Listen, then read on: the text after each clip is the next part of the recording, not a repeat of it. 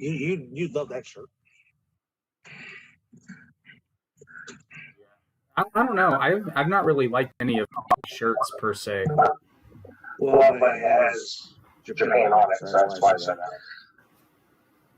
I mean, I've wanted to, honestly, but I've not seen any of his shirt designs that I really, really like. Well, I didn't pick them. They just send it to you. Oh, I know, but like, even what I'm saying is like, even his Bullet Club shirt, I wasn't particularly into. Oh, okay. Compulsory audio check. Yep, we sound good. All right, welcome everybody. Another episode down the middle. Today's probably not going to be a very long episode, and it kind of ties into what we're talking about today because we don't have a lot of time anymore. We're busy. Yeah, it's the trials and tribulations of being busy with your work schedules and everything else to try to watch all wrestling. It's not possible to watch all of it if you want to watch anything else or have any other hobbies. It's not possible. Right, but like normal people like us who also have shoot jobs as well and everything else, it's hard for us to do it like the bigger people who it's their job to actually sit there and watch Monday Night Raw, Impact, NXT, Dynamite, Rampage, and everything else. Especially when you had last night, on Saturday night, you had Dynamite. And since Dynamite was over at 10 o'clock, Bound for Glory started from 10 to, I think, 1 or 2 o'clock in the morning. Because some of the matches was like Battle Royals and everything else. I will not be ordering another Impact pay-per-view for a very, very long time. I'm trying to remember the one that I bought. I was really excited because RVD was making a special appearance and there were some other people that I wanted to watch. But I got to tell you, the pay-per-view quality was worse than their television. Was it like a one-night only pay-per-view type thing? Yeah. Or was that when he came back with the woman?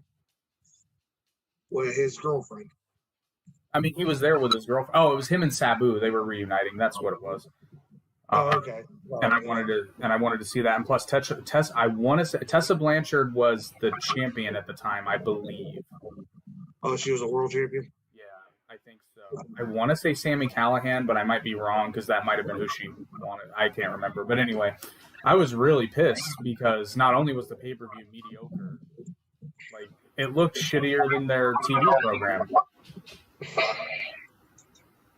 Well, do all the pay-per-views look that bad? I mean, the way theirs is built, especially because of where they're located at, it's just a sound studio and everything. So like, just doing everything in the same spot, like all the time.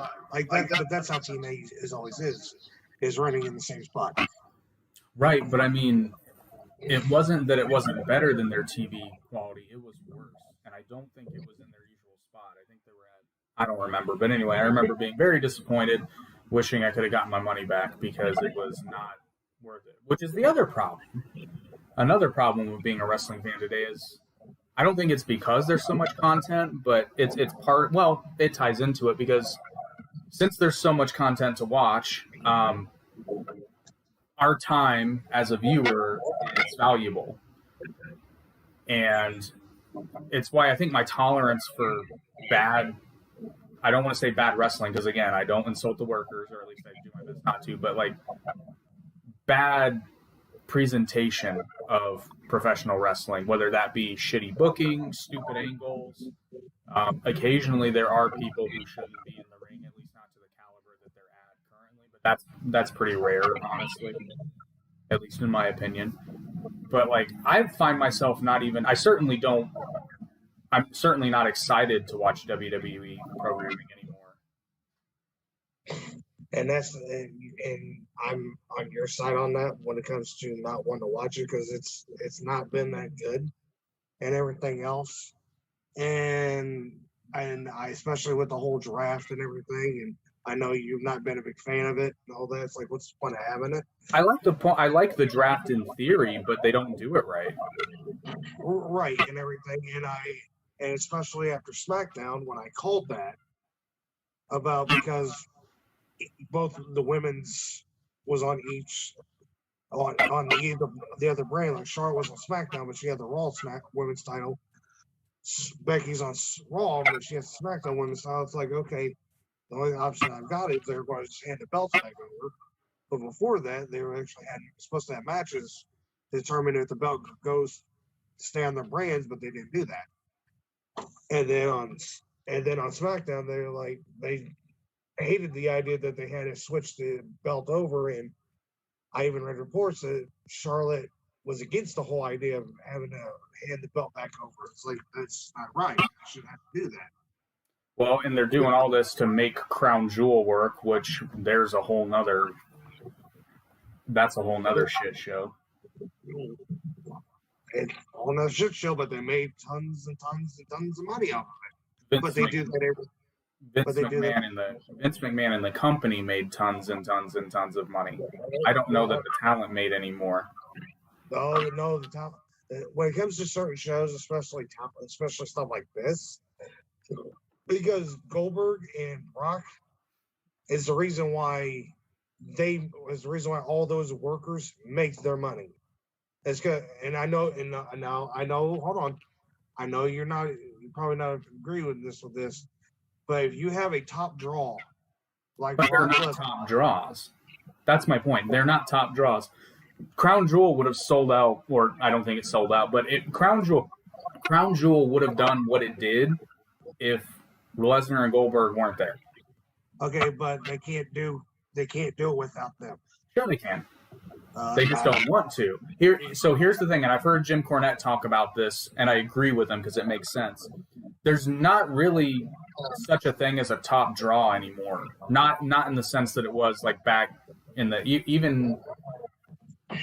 I would even say during the Monday Night Wars there was still such a thing as a top draw, but now it's all about the company. You don't go to a WWE show to see John Cena necessarily, although he's not wrestling, that's a bad example. Like, you don't go to a WWE show to see Roman Reigns the way that you used to go to an NWA show to see Ric Flair. You're going to see WWE, and Roman Reigns just happens to be there. Now, there are Roman Reigns fans, but these are people that were fans of the WWE product long before he got there, because had they not been, they wouldn't even know who Roman Reigns is. Right, but the thing is, though, is even though WWE does everything that they do with the talent and the shows and everything else, they still have to abide by the Saudi Arabian princes and everything else. Is like, if you guys come over, these are the people we want, especially Goldberg and Lesnar is the two main people that they do want. That's why they're always on Saudi Arabian shows. It's because they are fans of Goldberg and Lesnar, and they pay top money for them, plus all the rest of the workers to be there. And see, if that's the case, and I certainly believe it is, that to me that doesn't make them a top draw, though. That makes them a work for hire, because that would be equivalent to I'm trying to think of a good example. Like, that would be equivalent to you're working, like your company's working a venue, and the venue operator is like, hey, if you want to run the show here, that's cool, but I want to make sure that Cena's there. Right, But does that make Cena a top draw necessarily? Or, because I'd buy it if it was something to the effect of, like, the Saudi Arabian people just love Goldberg, which I highly doubt, because most of them probably don't even know who he is. They're coming to see wrestling. Okay, but we don't know how. Okay, and that's fine, but we don't know how they are compared to us. Right. Everybody's got different mindsets on how wrestling is and everything else, because we have our opinions of, like, who's the top draw, who's the best wrestler, and everything else. We have our opinions, but they have their opinions their own way too. Well, the other reason I would say that at least they're not making all the decisions, the Saudi event planners or the Crown Prince or whoever's putting the shit together, is because they're having female wrestling matches. And you're right, but they are still going by the garb Yes, which is the motherfucker I was talking about. So we can kind of dig into it. I guess Selena Vega won the Queen's Crown tournament. Yes, she did. Which good for her, but I don't know if WWE really thought about that all that much. To have the winner of the tournament decided in Saudi Arabia. Now, I don't want to get political here, but from a PR standpoint, I don't think that was a very good idea at all. I know, but it was their. I get what you're saying. I do. I'm not disagreeing with everything, but this is more of a. They finally had their first women's match a few years ago in Saudi Arabia. Now, they've got now. Not only did they have a triple threat match with the SmackDown Women's title on the show, they have the Queen's Crown finals on this show too. Plus, they have their female referee who works for WWE as well, all on the same show, and all not allowed to show their bare arms. Right. So did the referee have to wear a T-shirt too? Well, no, she wore her actual referee gear. I guess they're afraid of. But she still had to wear a short sleeve shirt. I guess they're afraid of boobs over there, because I couldn't help but notice that they're fully clad in a bodysuit, but the women, at least the wrestlers that I saw, also had to wear a fairly baggy T-shirt over that. So I guess they're afraid of lady parts over there. But all the women have to wear the same eyeshadow on their eyes. Oh, you mean the wrestlers and the referee? It's because of the way Yeah, I understand that, and that's all fine and dandy. But to me, it's one thing to have women's matches over there and abide by that I get, but to have and not only essentially a Queen of the Ring tournament, but the first one ever. The first Queen of the Ring is crowned in Saudi Arabia, where they just now started letting women drive. Oh. That's fucking goofy. And she's not even allowed to receive her crown in her normal wrestling garb. She has to wear a fucking T-shirt. But unlike the one who won the King of the Ring. Oh God. What? Don't even get me started. Okay, what's wrong with Xavier Woods winning the King of the Ring tournament? Because think about that. Think about what you just said. Xavier Woods is King of the Ring in the vein of Stone Cold, Booker T. Come on, okay, really? Okay, Wade Barrett won it, and Wade Barrett's 6'2" and looks like a fucking competitor. Xavier Woods comes to the ring blowing a fucking trombone, which he's good at. I don't he plays that character well, but I don't see him as King of the Ring. I think it cheapens the title. What about Baron Corbin? Again, dude's what is he? 6'2", 6'3"? Yeah. Okay, yeah. I mean, he wouldn't have been my first choice if I was booking it, but I mean, I can see that and be like, okay, he had a snowball's chance in hell of winning that. Xavier Woods who beat Finn Balor. Well, don't get me started on that bullshit. Finn Balor, I could see as King of the Ring. Yeah, but what's funny enough is a friend of mine is like, if he would have won King of the Ring, he should have been the Demon King. Thank you. We just better book that shit in 2 seconds. Yeah, but the problem is he just used the Demon King for one. Oh, well, there we go. There's another stupid fucking booking decision. We can do this all day. No, I know. They used the Demon King against Roman Reigns. And then they ruined it. And then they killed it. The Demon King was used to make him win and unstoppable. Yes, and then they killed him, literally. And then they brought him back to life with a red light. Boom, boom.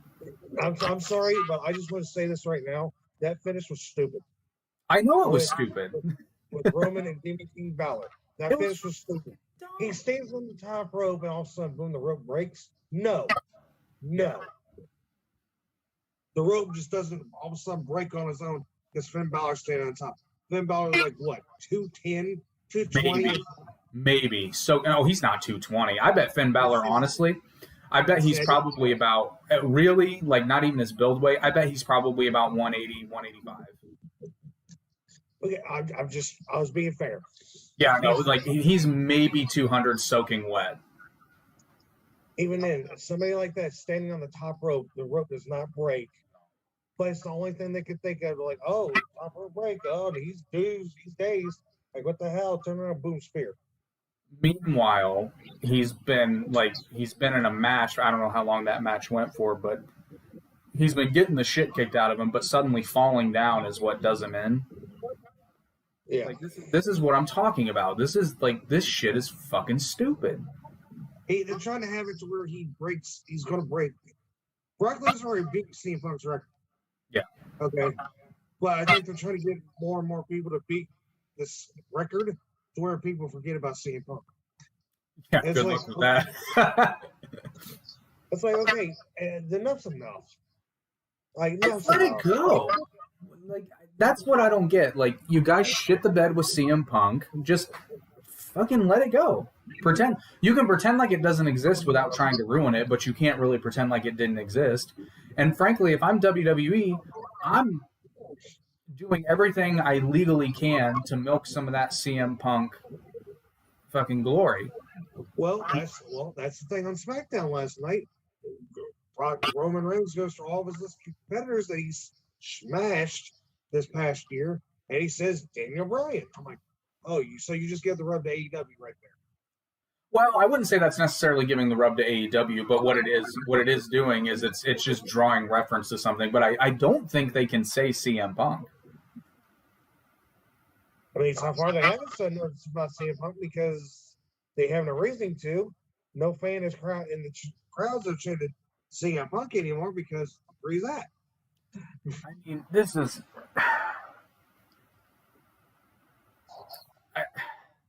WWE has always done this really weird thing, and occasionally they'll stop doing it, but they've always done this really weird thing, like they just pretend that wrestling doesn't exist outside of the WWE.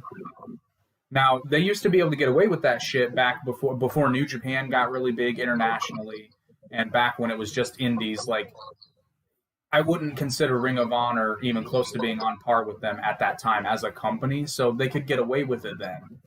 But now you can't get away with it. With New Japan being as big as it is, and with AEW being as big as it is, even TNA back in the day, I was kind of surprised they never really acknowledged it. What, acknowledged TNA? Yeah, way back when TNA was actually, I wouldn't say a legitimate competitor, but they were. I mean, it was another wrestling show on primetime television that was doing decent. What's weird is back in the day, though, on WWE.com, there sort of was doing that because there was a section dedicated to TNA on WWE's website. I swear to God, if you ask friends of mine, they will admit it. Or ask anybody else. All the viewers who watch this, let us know. There was a spot dedicated where they would give weekly results on their website of what happened on Impact, what happened on pay-per-view, and everything else. Like, it was dedicated to a forum for TNA. I'm like, why are they doing this? Well, was it a forum though? Well, no, not now, but way back in the day. Well, I know, but if it was a forum, that's not necessarily created by WWE. It could have been created by users. But it was on their actual site. But you go to the main page, you scroll down to the bottom, and there's a link right there on WWE.com. You click on it, it still will say WWE.com, everything else, and it's their own page where they give away results of what happened. Oh, really? Huh? I never knew about that. Like what happened on Impact just that night before. So they weren't giving away. Everybody knows that TNA was taped, but they weren't giving away the results of ahead of time. Wow. Like since Impact, what happened next day was on their side of what just happened. They didn't learn anything from Tony Schiavone. And there's a cat on the podcast. Yes, there is a cat. Which he's a better performer than he'd be a better booker. Whoa. He'd be a better booker than the WWE writing team. Is he a better booker than Danhausen? Yes. Hey, I've not seen Danhausen's booking. I mean, he's on the cruise right now with Jericho. Yeah. I need to go on that one of these days. I was so close to going on the first one, but I decided to be cheaper and go to All In instead. That was my present to myself. But yeah, I want to go on that cruise so fucking bad. Maybe next year. Next year I might be able to pull it off. Actually, you know what? That just gave me a funny idea. I might put a video up of this. I bet my cat is a better booker than the WWE writing team. So what I'm going to do is I'm going to have him book a pay-per-view, just randomly selecting pieces of paper with wrestlers' names on them. And I bet it's a better show. I can't wait to see this. Oh, I bet it'll be a better show. I can't wait to see this. I cannot wait. We're going to make it happen. You should. Look for that in the coming week or so. I'll make that happen. Or better yet, if any of you have any people you want to make sure are in the running, just leave a comment on this video and I'll make sure that they get included somehow in, like, they'll be contenders. Okay, I'll just put the whole roster in there. Never mind.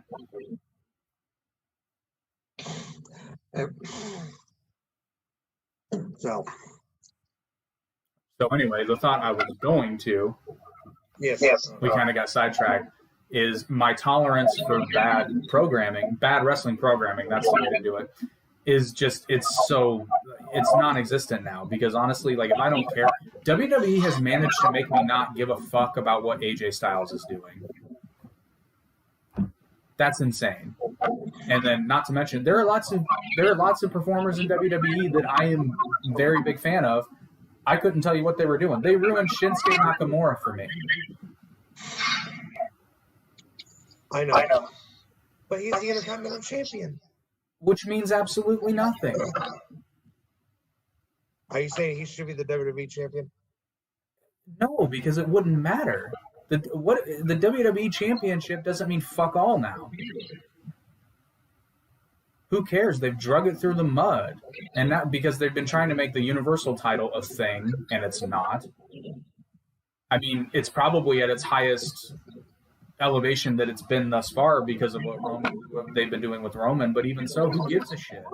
Who honestly cares about the Universal Championship? Nobody does. They care about Roman Reigns. They don't care about the belt.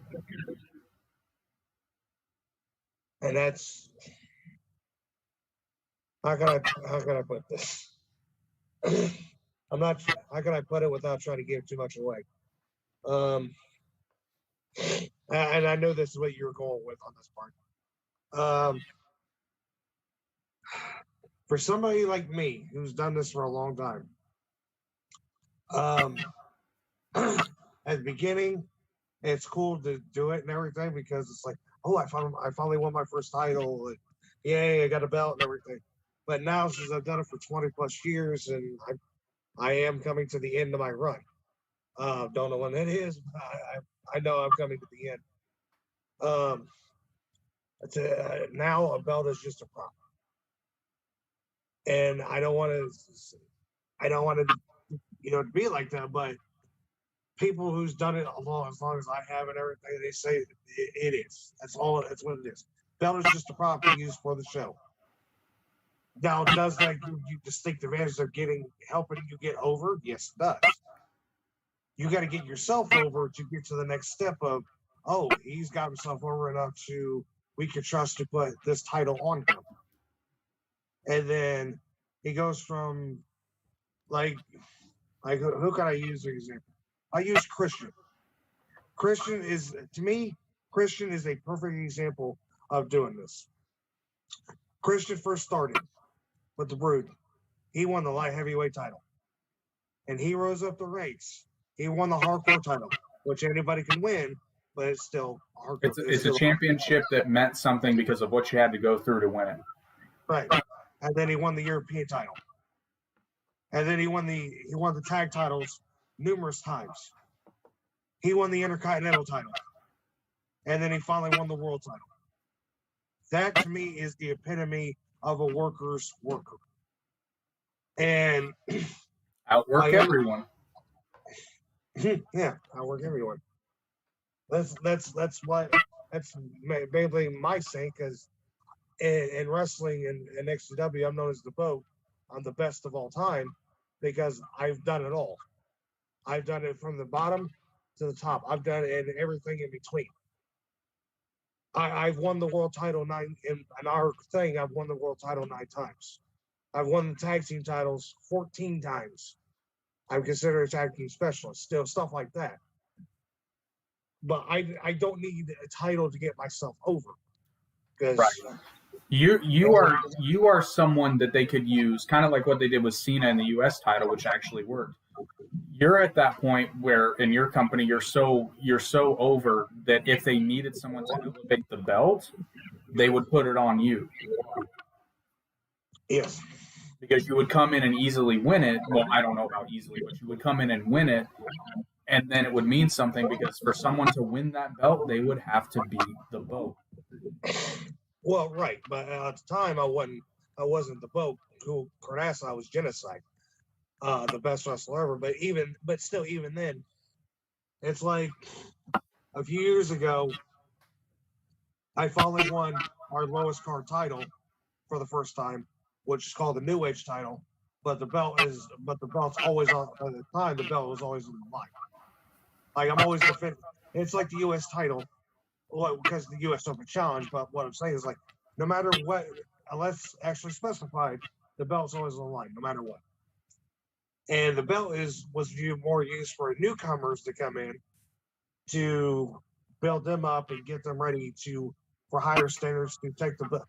Like we have a guy, perfect example, because I was always behind this guy.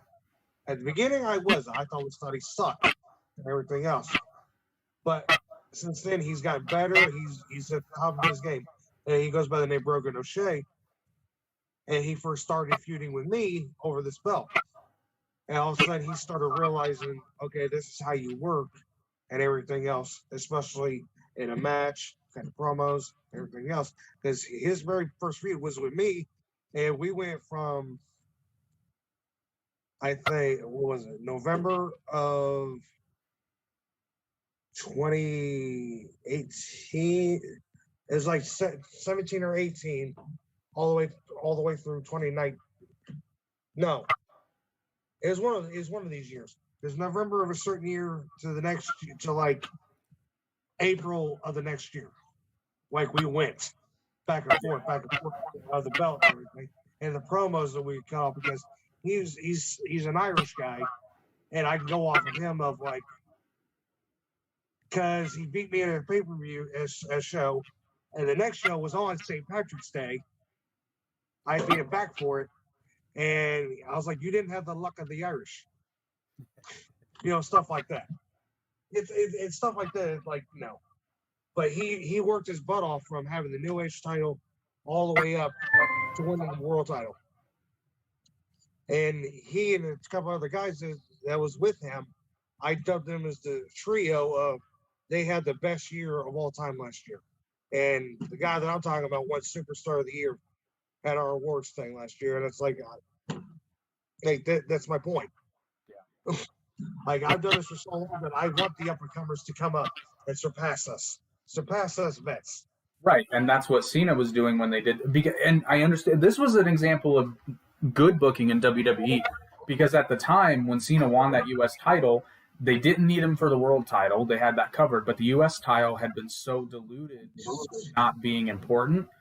So they put it on Cena, and Cena's like, I'm going to do a U.S. Open Challenge, which did two things. It made the belt relevant, and it got to showcase some of the younger guys who got to get in there and have a match with John Cena. Which elevated Sami Zayn. Well, not only that, Kevin Owens, that was so good, because as a character, that told everybody who didn't know who he was everything they needed to know. He comes in, he's like, I've already got a belt, and it's more important than yours. And then beats Cena. Like, that was solid booking. I mean, Cena's not going to look bad no matter what, because if he loses to Kevin Owens, that's just like, oh shit, look at this dude. Like, he just proved that the NXT title was more important than the US title.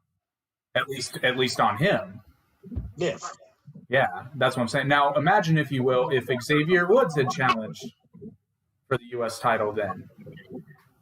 And imagine if he'd beaten Cena for the belt. That'd be huge. No, it wouldn't. Everybody would have been like, the fuck? No. I mean, I'm sure they could have booked it. They could have booked it to where, but like Xavier Woods as like New Day Xavier Woods, who's throwing pancakes and playing the trombone and being a fucking dork. It would be huge because it's one of those things like, holy crap, somebody like this beat a megastar like John Cena. Like, that's a big upset. See, I disagree, and I'm going to put on my Jim Cornette here. I don't have Jim Cornette glasses, but this is the best I can fucking do. Here we go. If Xavier fucking Woods came in and beat John fucking Cena, everyone would have been like, well, this is some fake shit. What the fuck? And I agree. Not that Xavier Woods couldn't have done it, but the way they would have booked it, which you would have been coming out with Kofi and Big E throwing fucking pancakes, shaking their booties, and oh, that's booty. And then he comes in and beats John Cena. It would have made John Cena look like a fake ass chump. The title wouldn't mean fuck all. Okay, Kofi didn't do it when he beat Daniel Bryan for the title. Right, but they booked that. They booked that proper.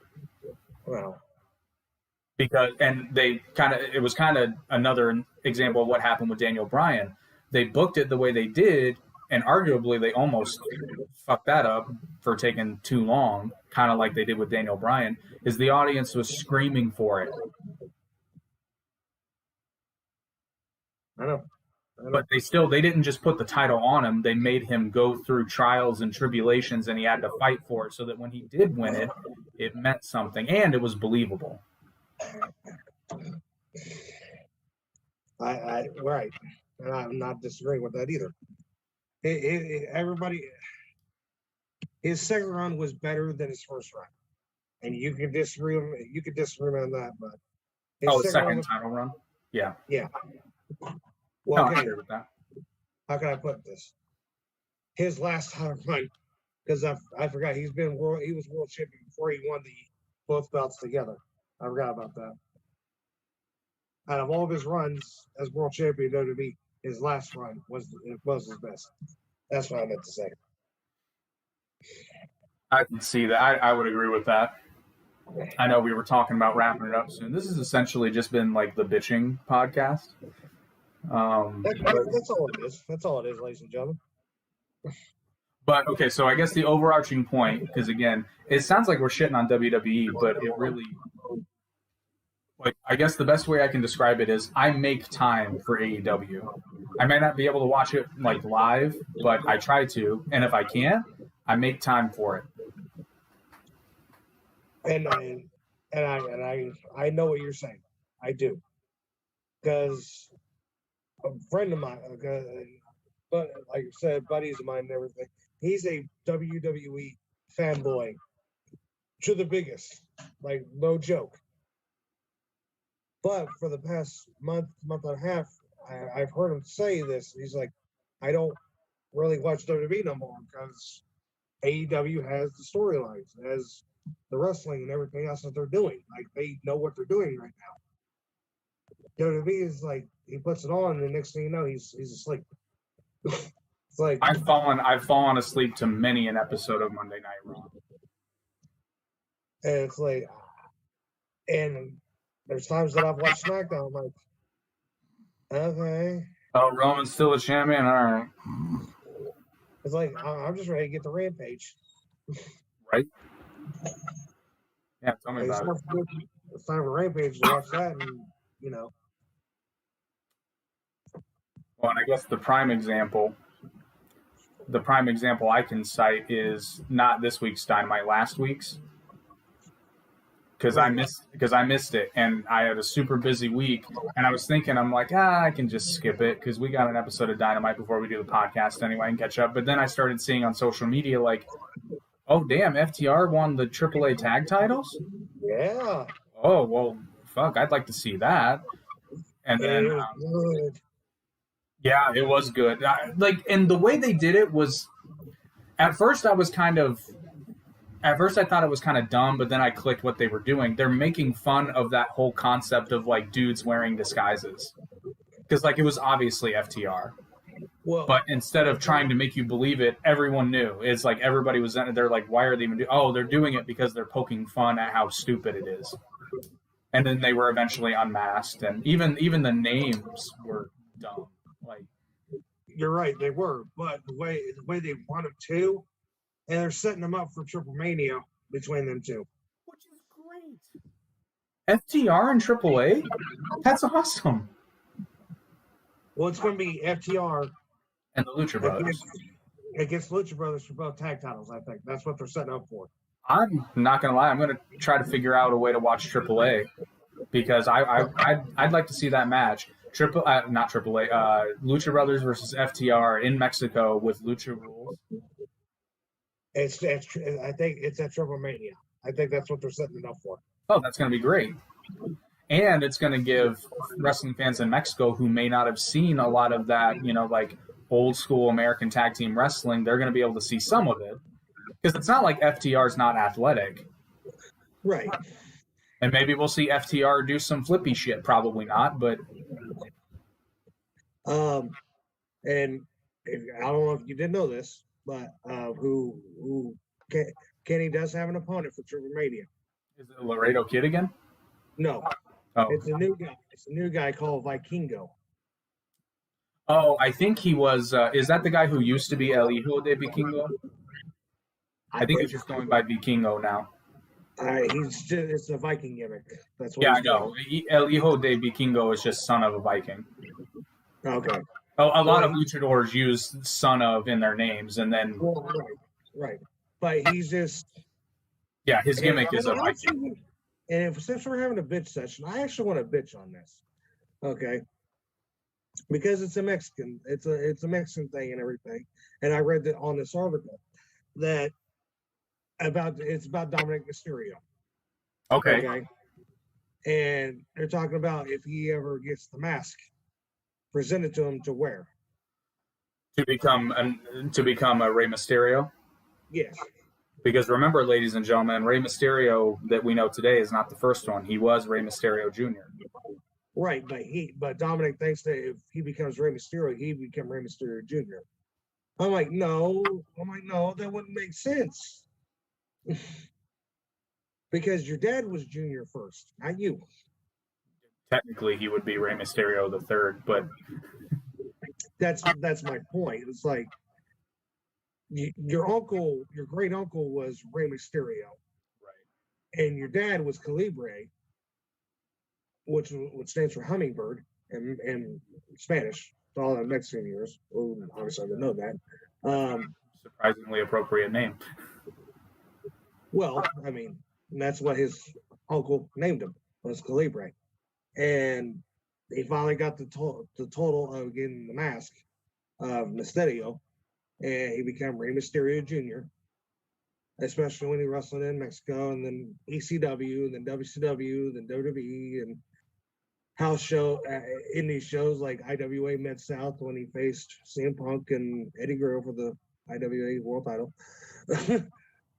If I didn't know if you knew that or not, if that happened. Okay. And then now they're talking about maybe giving Dominic the mask down the road. But it's like, how would you become a junior if it's already been established that your dad was a junior?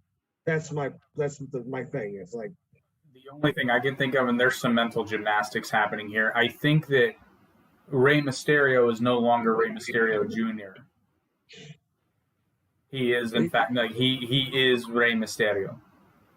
Right, because it's when he was done in WCW and he came to WWE in 2002, they just took the junior off. So I think technically he could be, but I mean, To me, that would be silly for the simple fact that, I mean, he's not going to pass as his dad. Obviously, he's almost double his height. But calling him Rey Mysterio after they've been calling him Dom, which that makes no sense either, because obviously his last name is not Mysterio. I think that's got hardcore Lucha fans just going like, the fuck? Like in Mexico, Dominic, if he was wrestling, I would wager to say his ring name, unless he was given something different, I'd wager to say his ring name would have been El Hijo de Rey Mysterio. But you can't call him that. Why not? Because there was another guy in Mexico. I know, but Rey Mysterio Jr. is now Rey Mysterio. Like, he's the main one because his uncle passed, I believe. Right, but there was another Rey Mysterio in Mexico. We would have to ask an old school luchador how that works, because those name changes happen. No, like El Dragon Azteca, same thing. Well, he was El Dragon Azteca Jr., but now he's going by El Dragon Azteca. Okay. Well, I don't know how that works. Well, right, but what I'm saying is this guy was a relation to Ray on TVs now. His relation to Ray. Yeah. And that family. It was also being called like Mysterio, Rey Mysterio something. I'm confused on this whole thing. My point is they've been calling him Dominic Mysterio up to this point, so why would they change his name? And put the mask on him. They could still put the mask on him, but he would still be Dominic Mysterio. Like, changing the name would be silly. Right, but here's my thing. It would have been akin to them, like, actually this would have been less ridiculous, but I'm trying to think. Example. Well, this goes back to the whole, although that makes sense, like La Parka LA Park thing. Like, fucking dumb. But anyway. That would have been like them suddenly changing Rey Mysterio's name to Oscar, whatever his last name is. Gutierrez. Yeah, Oscar Gutierrez. If they would have, Sorry, we just doxed Rey Mysterio. Sorry, Rick. If you're going to bring Dominic in, okay. If this is my thing, is because we all know what he looks like. I mean, especially as a little boy in 2005 when they did the whole ladder match thing. Custody of Dominic. When they had, and yet it somehow worked. Yeah. My thing is though, like if you're going to bring Dominic in to wrestle, and you're going to put him in, there's the talks of the mask. Don't put him in a Rey Mysterio mask. Right. Put him in another mask. Yeah. For him. But it would be silly to do that now because he's already appeared unmasked. Right. That's what I'm saying. Like, he's already wrestled in WWE unmasked. To me, there's no point of putting him in a mask now. And I think under traditional lucha, I could be wrong here, but I think under traditional lucha rules, he wouldn't be able to. No, I don't think he should. I don't think he would because he's already on TV. Yeah, I think he's already competed without a mask. I don't think he's allowed to. I could be wrong. I don't know. But the only option that I see fit to put him in a mask is if they did something to his face to where he has to start wearing a mask. Get burned or something, but even then it's PG. It's way past the PG part, but even then it's like, Yeah. So like, to me, and I'm sorry, unless there's a different way around it, I don't think he should be able to go into a mask. No, I agree. But can we take a second to just imagine, if you will, because you brought up the Eddie Guerrero match. Let's imagine how awesome it would be if Eddie had not passed away in 2004. And let's say he was still involved in WWE when Dominic joined the roster. 2005, sir. Oh, you're right, 2005. My bad. I get that confused because I remember a friend of mine had seen Eddie Guerrero when he was in Indy in 2004, and it was the last time he appeared in Indianapolis before he passed. I always get them mixed up. But anyway, how awesome would that have been? Very awesome. Well, Eddie Guerrero in WWE would have just been awesome. Well, I'm saying like Eddie and Dominic wrestling. Oh God. Oh, so cool. Or could you imagine the angle they could do if there's so many things they could have done that just would have been fantastic. Like they could have done Eddie and Chavo with Ray and Dominic. They could have done this bit where Eddie is at odds with Ray and Dominic is like, no, Dad, you're wrong. I'm siding with Eddie. Or vice versa. They have a falling out and it's like, no, Eddie, like I'm standing with my, like, oh, it would have been so awesome. And no title necessary. Although them going back and forth for the tag titles would have been pretty cool. Oh God, yes. Oh, God, yes. You could book that for a year. Just let it go. Yep. Speaking of letting it go, I was going to say, nice segue. I'll give my usual post-show spiel, and then we'll get off here. Thank you for watching another episode Down the Middle, everybody. Remember to check us out on our official merchandise store. The link is in the description below. You can also support the channel and listen to the audio platforms in the link listed below. And for those of you that don't know, we will be at AEW Dynamite in Indianapolis on November 10th. Hope to see you there. I think that's it. That's all I have. All right. And in the words of one of my favorite YouTube channels, The Critic Are Drinking, that's all I've got for today. Go away now. See you.